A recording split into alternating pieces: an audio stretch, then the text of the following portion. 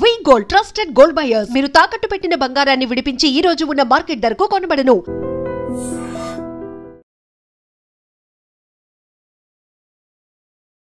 నమస్కారం, welcome to I dream. ధర్మ మార్గం విత్ విజిత కార్యక్రమానికి స్వాగతం.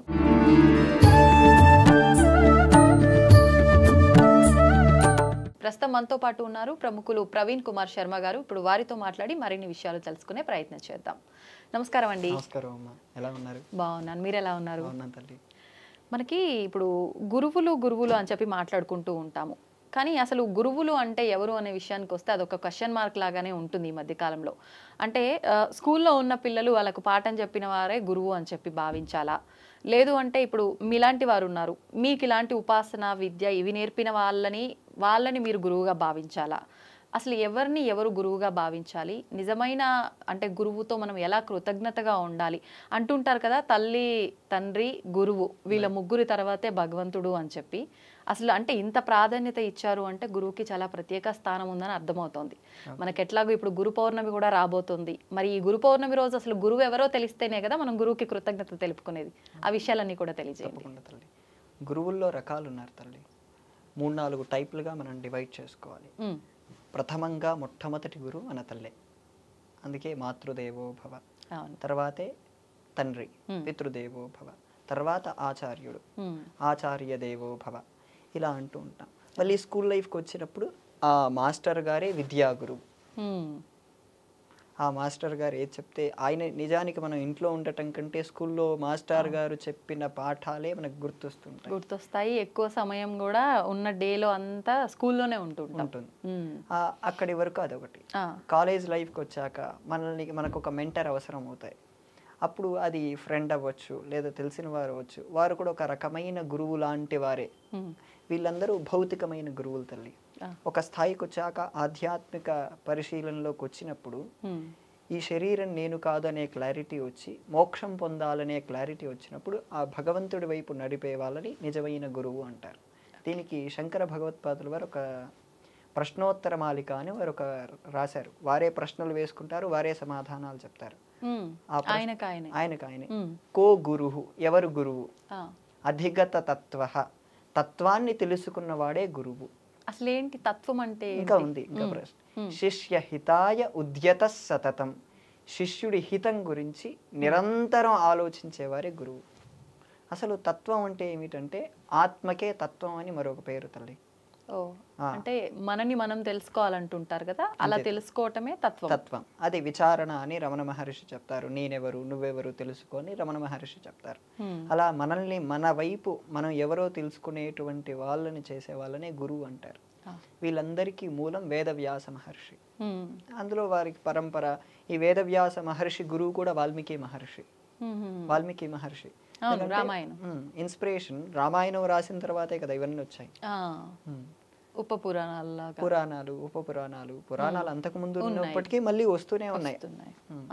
అలా ఈ ప్రత్యేకించి ఈ గురు పౌర్ణమిని మనం సెలబ్రేట్ చేసుకోవాలంటే ఈ విద్యా గురువుల్ని ఒక రకంగా పెట్టుకొని, మనకి జీవితంలో ఒక మార్గం మనల్ని మెట్లెక్కించిన వాళ్ళని ఒక రకంగా పెట్టుకొని పై స్థాయిగా దీన్ని లెవెల్స్ గా చూసుకోవాలి. మీరు పాఠశాలలో స్థాయిలో ఉన్నారా, పాఠశాలలో మీ గురువుని ఆయన్ని పూజించుకోండి. ఆయనలోనే మీరు వేదవ్యాస మహర్షిని పెట్టుకొని చూసుకోండి. మీరు మెంటర్ స్థాయిలో అవసరమైతే మీరు ఆయనలోనే వేదవ్యాస మహర్షిని చూసుకోండి. మీరు ఉన్నత స్థాయిలో ఉన్నప్పుడు ఉన్నతంగానే పరిశీలన చేయాలి. ఇంకా వేదవ్యాస మహర్షి గ్రంథాన్ని రాశారు, దాని పేరు గురుగీత అంటారు.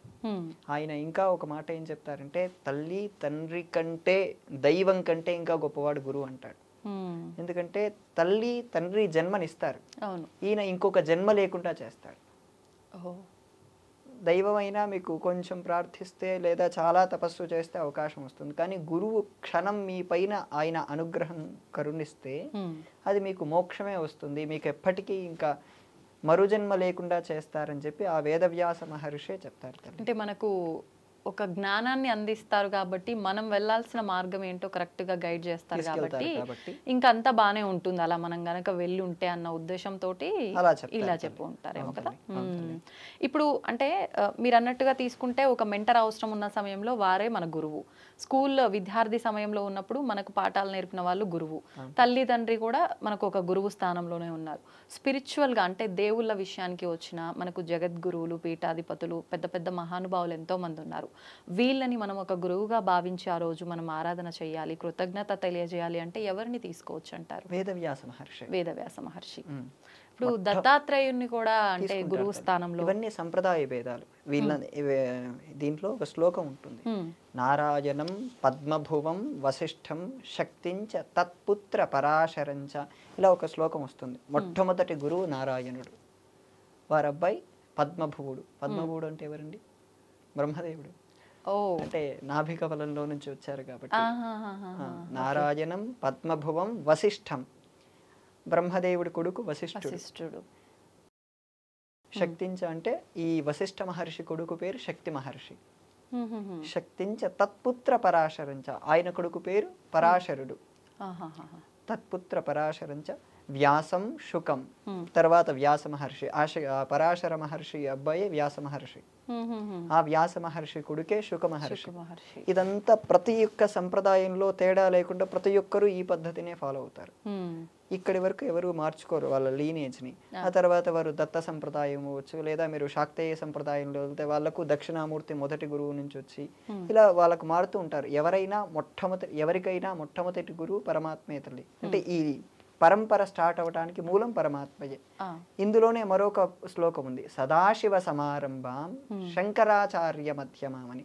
సదాశివుడి దగ్గర నుంచి మొదలుపెట్టి శంకరాచార్యుల వరకు వస్తారు. ఇంకొంతమంది మీరు మధ్వాచార్య సంప్రదాయంలోకి వెళ్ళారనుకోండి, వాళ్ళు వైష్ణవుల్లో అయితే లక్ష్మీనాథ సమారంభం అని మొదలుపెట్టి యామునాచార్య పర్యంతం. యామునాచార్యులు అంటే రామానుజాచార్యుల వారి గురువు. ఇలా వాళ్ళు చెప్పుకుంటూ వస్తారు. మధ్వాచార్యులకు వెళ్తే ఆనంద తీర్థులు, వారికి పురుషోత్తమ తీర్థులని, ఇలా వాళ్ళ పేర్లు వాళ్ళ పరంపరని బట్టి చెప్పుకుంటూ ఉంటారు. అంటే ఋషి పరంపర, మహర్షి పరంపర నుంచి వచ్చిన వీళ్ళందరినీ కూడా మనం గురువులుగా భావించవచ్చు. తప్పకుండా. ఇప్పుడు ఒక గోత్రం ఉందనుకోండి, ఆ గోత్రానికి మూలమైన ఒక గోత్రం ఉంటుంది. ఇప్పుడు ఒక గోత్రం ఉదాహరణకు కాశ్యపస అనే గోత్రం ఉందనుకోండి, ఆ ఋషి పేరే కాశ్యపుడు. ఆ కాశ్యపుడిని ఆరాధించినా అది అందరికీ చెందుతుంది. అంటే ఇంకా పర్టికులర్ గా ఒక్కొక్కరిని ఆరాధించాల్సిన అవసరం లేదు. మూలం ఎక్కడో వాళ్ళని పట్టుకుని ఆరాధిస్తే సరిపోతుంది. మనకు చాతుర్మాస్యం అనే విధానం ఉంది, ఆ రోజు నుంచే ప్రారంభం అవుతుంది. గురు పౌర్ణమి నుంచి. ఓకే. సాధారణంగా ఇప్పుడు 2 నెలలు చేస్తున్నారు. 2 నెలలు చేయటం కూడా ప్రమాణంగా కనపడుతుంది. కానీ 4 నెలలు కదా చాతుర్మాసం అంటే. 4 నెలలు చాతుర్మాస్యం. ఇప్పుడు అది మనం కూడా 4 నెలలు ఒక చోట ఉండటం సాధ్యమేనా ఇప్పటి పరిస్థితుల్లో? ఇప్పుడు సన్యాసులే ఎక్కువగా చేస్తున్నారు. మీరు ఎక్కడ చూసినా చాతుర్మాస్యం అంటే సన్యాసులు చేస్తున్నారనేదే వినపడుతుంది, సామాన్యులు చేస్తున్నారనేది వినపడదు. కానీ చాతుర్మాస్యం అందరూ చేసుకోవచ్చు, ఇర్రెస్పెక్టివ్ ఆఫ్ సన్యాసిస్ ఎవరైనా చేసుకోవచ్చు. ఓకే. ఇప్పుడు ఈ గురు పౌర్ణమి విషయానికి వస్తే మనం ఎవరెవరినైతే గురువుగా భావించాలి, ఎవరికి మనం కృతజ్ఞత తెలుపుకోవాలి, ఆరాధించాలో వివరించారు. అసలు ఏంటి కృతజ్ఞత, ఎలా తెలుపుకోవాలి, వాళ్ళని ఎలా ఆరాధించాలి, వాళ్ళు చెప్పిన మార్గం ఏమిటి, అది మనం ఖచ్చితంగా ఉన్నామా? ఉదాహరణకు నేను మొన్న కొద్ది కాలం కిందటి వరకు ఒక అబ్బాయికి శంకరాచార్యులు నేర్పించిన ఒక ప్రకరణ గ్రంథాల్లో ఒక అబ్బాయికి నేర్పించాను. ఆ అబ్బాయి నాకు దక్షిణ ఇవ్వబోయాడు. దక్షిణ ఏమొద్దు, నేను చెప్పింది మీరు పాటిస్తారంటే అదే నాకు శాశ్వత దక్షిణ అని నేను అడిగాను. ఒకటే మాట, ఎటువంటి పరిస్థితి వచ్చినా అబద్ధం చెప్పొద్దు, అదే నువ్వు నాకు ఇచ్చే దక్షిణ అన్నాను. అది అతడు పాటిస్తే అతడు గురు పౌర్ణమి మరిచిపోయినా నాకే ఇబ్బంది లేదు. అదే అతడు నిరంతరం ఆ మాటనే, నేను చెప్పిన దాన్ని అబద్ధం ఎప్పుడూ చెప్పొద్దు, ఎటువంటి పరిస్థితి అయినా సరే అన్నదాన్ని గుర్తుపెట్టుకొని పాటిస్తూ ఉంటే అదే అతడు పాటించేటువంటి, అదే అతడు గురువుకి ఇచ్చేటువంటి అతిపెద్ద దక్షిణ. ఎందుకంటే మీరు ఒక శిష్యుణ్ణి చూశారనుకోండి, గురువు క్వాలిటీస్ అర్థమైపోవాలి. ఎందుకంటే ఆ శిష్యుడిలో ఉండేటువంటి వినయం, ఆలోచన, వ్యవస్థ అంతా అది గురువు నుంచే వచ్చి ఉండాలి. అలా వచ్చినప్పుడు అది ఇతడు కరెక్ట్గా ఉంటే ఆటోమేటిక్గా ఆయనకు పేరు వస్తుంది కదా. ఈయన ప్రత్యేకించి కాళ్ళు కడిగి ఆ నీళ్లు చల్లుకోవటం కంటే ఎక్కువ పేరే కదమ్మా. అంతే. అంటే అంటుంటారు కదా, దీన్ని మనం ఇలా కూడా అనుకోవచ్చు, పిల్లలు ఎవరైనా చాలా పద్ధతిగా వినయంగా ఉన్నారు చిన్న వయసులోనే అంటే అబ్బా వీళ్ళ తల్లిదండ్రుల పెంపకం ఎంత మంచిది అంటాం కదా, అలా గురువుల విషయంలో కూడా అదే తీసుకోవచ్చు అదే అనుకుంటా. నేను ఇప్పటిగా అబ్బాయి మొన్న 3 రోజుల కిందట ఫోన్ చేస్తే ఇంకా మీరు చెప్పింది పాటిస్తున్నానండి, నేను ఇప్పటి వరకు ఒక్క అబద్ధం కూడా ఆడలేదండి అని అబ్బాయి చెప్పాడు నాకు. సో అది నాకు చాలా సంతోషమే కదా. అవునవును అవును. ఓకే, అయితే ఇప్పుడు గురు పౌర్ణమి అంటే అండి చాలా మంది సాయిబాబాని గురువుగా భావించి ఆరాధిస్తున్నారు, కానీ మరికొంతమంది అసలు సాయిబాబా గురువు కాదు అతడు అన్నట్టుగా రకరకాలుగా మనం వింటూనే ఉన్నాము. నిజంగా సాయిబాబాని ఆరాధించేవారు ఒక భగవంతుడిగా కానివ్వండి, భగవంతుడిగా పక్కన పెడితే ఒక మనిషిగా నలుగురికి మంచి మార్గంలో తీసుకెళ్లాడంటే ఆ రకంగా అయినా గురువుగా తీసుకోవచ్చు కదా, మరి ఎందుకు ఆరాధించొద్దు అనే వాళ్ళు కూడా ఉన్నారు. ఏం చెప్తారు దీని గురించి? సాయిబాబా విషయం అది ఒక 5-10 నిమిషాల్లో ఎక్స్ప్లెయిన్ చేసే విషయం కాదు తల్లి, దానికి వివరణ చాలా ఇవ్వాల్సి ఉంటుంది. సాయిబాబా చేసినటువంటిది ఏంటి, సాయిబాబా విషయంలో కాంట్రవర్సీస్ చాలా ఉన్నాయి. అవును, సాయిబాబా నిజంగా గురువు, దైవం కాదనే వాళ్ళు ఉన్నారు. కాదు, గురువు స్థాయి దాటిపోయి ఆయన దైవం స్థాయి కూడా వచ్చేసారు. అందుకే షిరిడి లాంటి క్షేత్రాలకు వెళ్తే మీరు అంత పెద్ద దేవాలయాలు, హైదరాబాద్ దిల్సుఖ్ నగర్లో అంత పెద్ద దేవాలయాలు వచ్చేసాయి అని చెప్తున్నారు. వారి వారి భావనలనే పట్టుకోవాలి తప్ప, ఎందుకంటే సాయిబాబాతో చాలా మందికి చాలా గొప్ప ఎక్స్పీరియన్సెస్ ఉన్నాయని వాళ్ళే చెప్పుకుంటారు. నేను సాయిబాబాకు వ్యతిరేకి కాదు, సపోర్ట్ కాదు, నేను చాలా డిప్లొమాటిక్గా ఉంటాను. అలాగని నేను సాయిబాబాను ఆరాధించే వ్యక్తి కాదు. నాకంటూ ఒక పరంపర ఉంది. ఆ పరంపర ఉన్న వాళ్ళు కొత్తగా పట్టుకోనక్కర్లేదు. పరంపర లేనప్పుడు, నీకు సాయిబాబాతో ఎక్స్పీరియన్సెస్ ఉన్నప్పుడు నేనేమి అనలేను.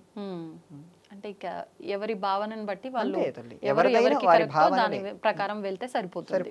కొత్తగా అంటే ఎవరో వాళ్ళు ఈ భగవంతుని ఆరాధించారు లేకపోతే సాయిబాబాని ఆరాధించాడు, నాకు మంచి జరుగుతుంది అని నా పరంపరను నేను వదిలిపెట్టి వెళ్ళడం మాత్రం తప్పు.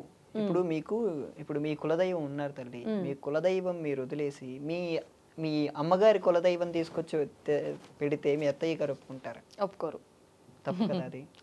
అదే ప్రతి ఒక్క మొన్న ఈ మధ్య ఒక కర్నూలులో ఒకరింటికి వెళ్తే మీ ఇంటి దేవుడు ఎవరంటే సాయిబాబా అన్నాడు. నేను ఆశ్చర్యపోయాను. వాళ్ళు బ్రాహ్మణులు. మళ్ళీ మీరు కులదైవం ఎవరంటే మీరు సాయిబాబా ఎలా అంటారండి? సాయిబాబాకు కూడా కులదైవం ఉన్నారు. ఎవరు తెలియదు కానీ ఉంటారు. ఆయన తర్వాత చాలా కాలంగా వేరే ఊరికి వచ్చి షిరిడీకి వచ్చి సెటిల్ అయ్యారు. కానీ ఖచ్చితంగా ఆయన పుట్టినప్పుడు వాళ్ళకు తల్లిదండ్రికి ఆ పరంపర ఉంటుంది. ఆ పరంపర. కానీ సాయిబాబా ఫకీర్ అని అంటారు కదా, వాళ్ళకి కులదైవము, హిందూ దేవుళ్ళు ఇలాంటివన్నీ ఉండటం అంటే ఒక పదాన్ని ఒకటి మాత్రం మనం స్పష్టంగా అర్థం చేసుకోవాల్సింది ఏంటంటే, సాయి అనే పదానికి సంస్కృత భాషలో అర్థం లేదు. నేను క్లారిటీగా మళ్ళీ చెప్తున్నాను. సాయి అనే పదానికి సంస్కృత భాషలో అర్థం లేదు. లేకపోవడం వల్ల దాన్ని ఎలా అర్థం చేసుకోవాలి? సాయి అనే పదానికి మనకు అరబిక్లోనే అర్థం దొరుకుతుంది. అరబిక్లో మీరు చెప్పిన అర్థం, ఆయన పేరు ఫకీర్ అనే అర్థం అరబిక్లో వస్తుంది. అరబిక్ భాషలో ఆయన్ని ఫకీర్ అంటారు. అంటే దాని ఉదాహరణగా తీసుకొని అందుకే ముస్లిం అనటం, లేదా ఆయన అందులో దాంట్లోనే పడుకోవటం, దర్గాలోనే పడుకోవటం, అల్లా అచ్చా కరేగా అని చాలా పదాలు వాడటం లాంటివి అక్కడి నుంచే చేశారు. అల్లానే మిమ్మల్ని బాగా జాగ్రత్తగా చూస్తాడని చేయటం కూడా అక్కడి నుంచే జరిగింది. అందుకే అంటే ఇలా కూడా అనుకోవచ్చు కదా, కొంతమంది ఇలా అనే వాళ్ళు కూడా ఉంటారు, హిందూ ముస్లిం ఇదంతా ఏం లేదు, ఒకప్పుడు అంతా హిందువులే, మధ్యలో ఈ మతాల మార్పిడి వల్ల ఇది ఒక జోనర్ ఏర్పడింది సపరేట్గా, అందుకని చెప్పి అప్పట్లో అంతా ఒకటే కాబట్టి ఆయన ఆ విధానాన్ని ఆచరించుంటాడేమో, ఆయన ఫకీర్ కాదు, ఏది కాదు, ఆయన మానవుడు మాత్రమే, ఇలా మాట్లాడేవాళ్ళు. మానవుడైతే ఇప్పుడు పూజ చేయటం ఎందుకు అప్పుడు? కరెక్ట్. కాకపోతే ఇప్పుడు మీరు ఇందాక చెప్పినట్టుగా ఆయన చూపించిన కొన్ని మహిమలు, ఆయనతో ఉన్న అనుబంధాలు, ఆయన చేసిన విధానం అంతా కూడా చూసిన వాళ్ళు దేవుడిగా భావిస్తారు. అంటారు కదా, ఫస్ట్ ఎవరైనా మనిషి రూపంలో వచ్చి సహాయం చేసినా మనం దేవుడిగా భావిస్తాం కదా, అలా అని చేస్తున్నారేమో అనే వాళ్ళు కూడా ఉంటారు. 2 రకాల క్లారిటీలు ఇస్తాను. మీరు ఇప్పుడు అడిగిన దాంట్లో నాకే 2 ఆన్సర్లు వచ్చాయి. ఒకటి, అప్పుడు మతాలు ఏం లేవన్నారు. ఆ మతాలు లేకపోతే ఇస్లాం భారతదేశంలోకి వచ్చేది కాదు. ఇస్లాం అనే మతం పుట్టింది కాబట్టి భారతదేశంలోకి వచ్చింది. ఇస్లాం అనేది లేనప్పుడు, లేదా క్రిస్టియానిటీ అనేది ఆ రెండూ లేనప్పుడు భారతదేశంలో కేవలం సనాతన ధర్మమే ఉండేది. ఆ క్లారిటీ మనందరికీ ఉంది. అంతకుముందు బౌద్ధము ఇక్కడే ఉండేది, జైనము ఇక్కడే ఉండేది, ఇంకా ఈ వీళ్ళు జ్యూస్ ఇక్కడే ఉండేవారు. వీళ్ళకప్పుడు మతాలు, ఆ సిద్ధాంతం అనేది తెలియదు. ఈ 3 మతాలు కూడా ఇక్కడ లేనప్పుడు అప్పుడు కేవలం సనాతన ధర్మం అనే పదం కూడా జీవన విధానంలో ఉండేది.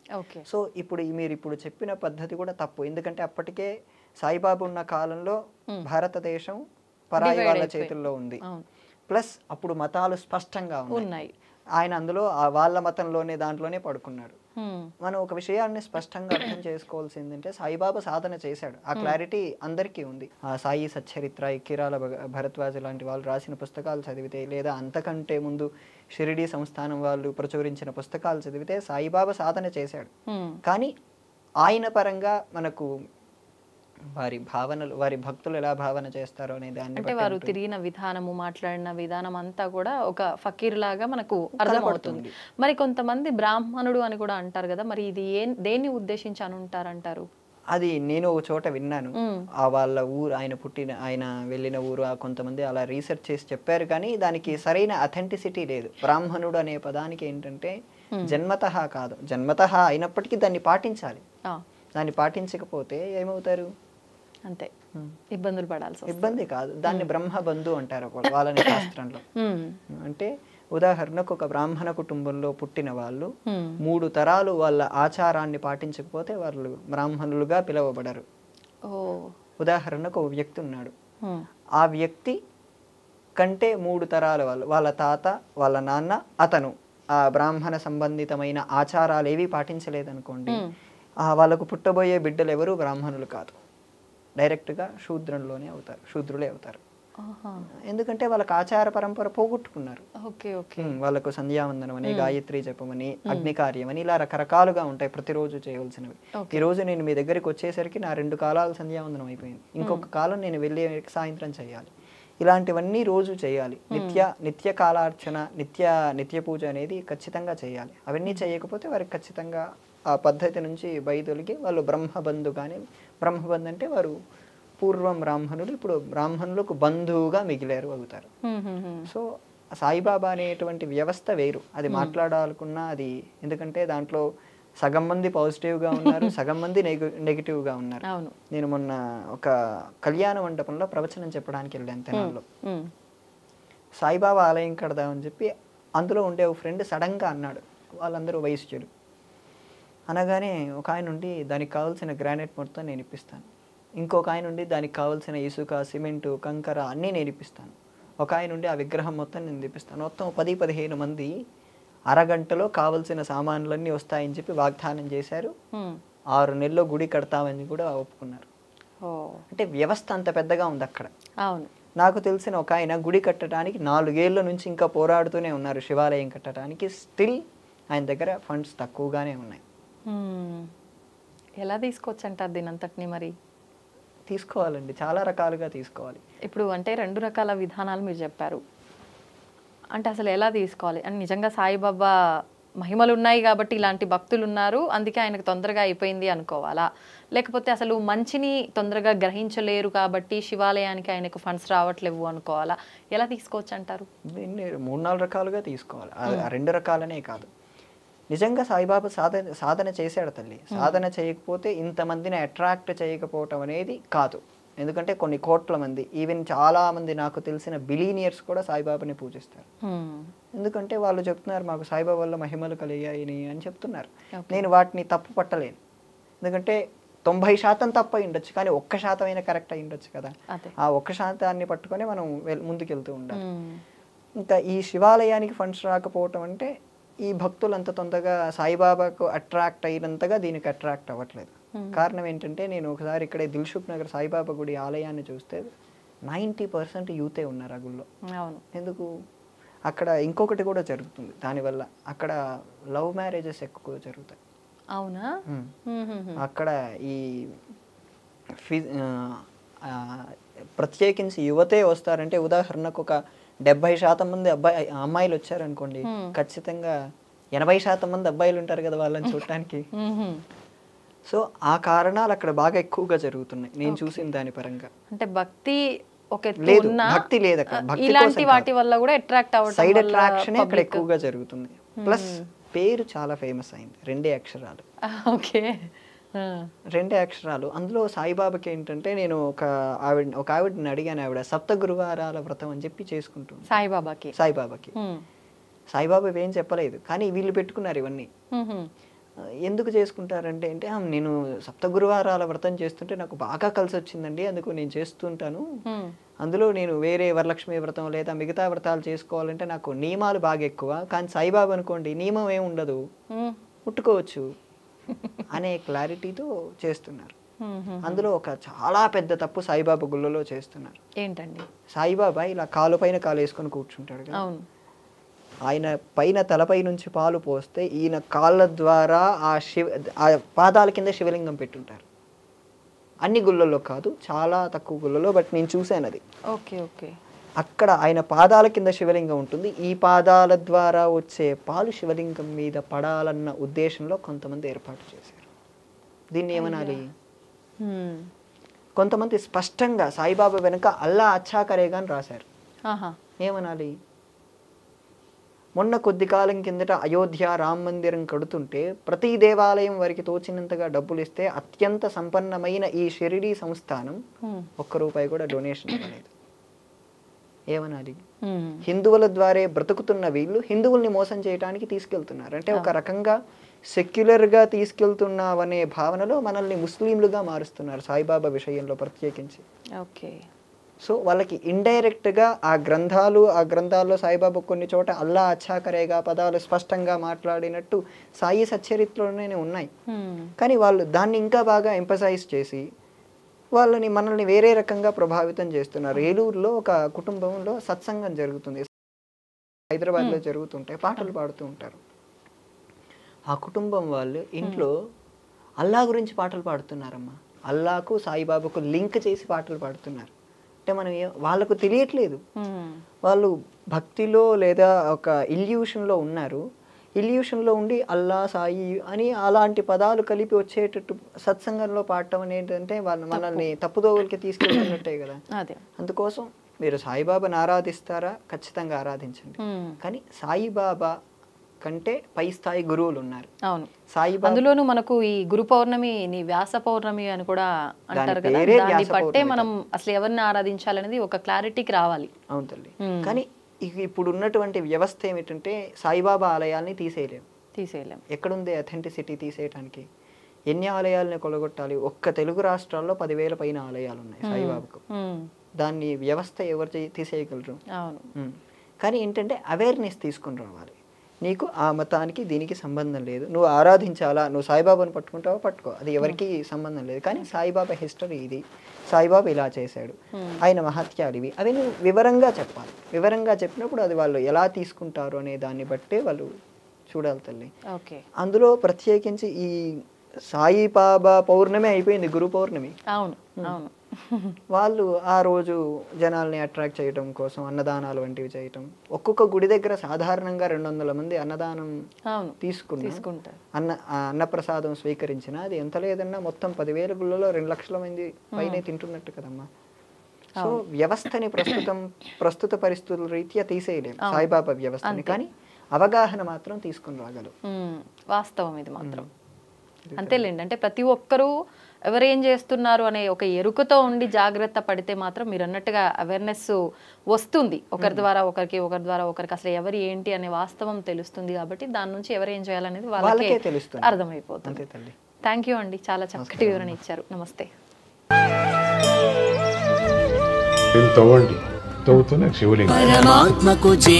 సరే దాన్ని అట్లా కప్పేసేయండి, చూపించదండి. మూర్తి పూజ కాదు, సాక్షాత్ బ్రజేంద్ర నందన భగవాన్ ఉన్నారు మూర్తిలో. ఏమీ ఆశించకుండా ఆరాధించే వాళ్ళు కూడా ఉన్నారా ప్రభుజీ? నిజమైన భక్తి అంటే మనకు తెలియదు కాబట్టి